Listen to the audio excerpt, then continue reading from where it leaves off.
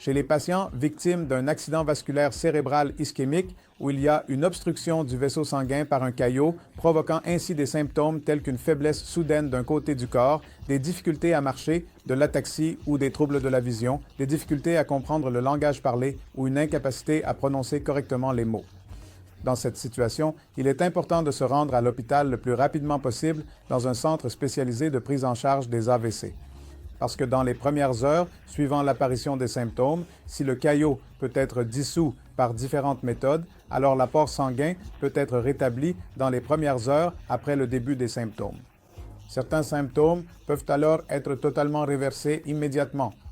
Et après un mois, après avoir suivi une physiothérapie continue, ces patients qui ont reçu ces traitements s'en sortent mieux que ceux qui n'ont pas reçu le traitement.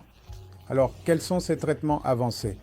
Dans les premières heures, suivant l'apparition des symptômes, on peut administrer une injection appelée ténectéplase ou activateur tissulaire recombinant de la plasminogène, qui est donnée par voie intraveineuse pour dissoudre le caillot.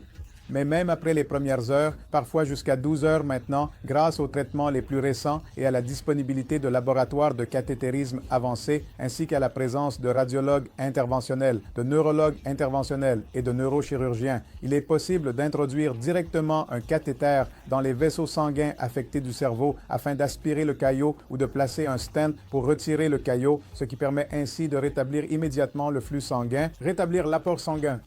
Et cela est censé être beaucoup plus efficace si c'est fait correctement, au bon moment et dans le bon hôpital. C'est donc très important. Veuillez vous rappeler de venir à l'hôpital le plus tôt possible et de ne pas perdre de temps dans de petits centres ou dans des cliniques privées, même si elles appartiennent à un neurologue. Le meilleur moment est l'heure d'or, c'est-à-dire dans l'heure qui suit l'apparition des symptômes. Précipitez-vous à l'hôpital et aux urgences.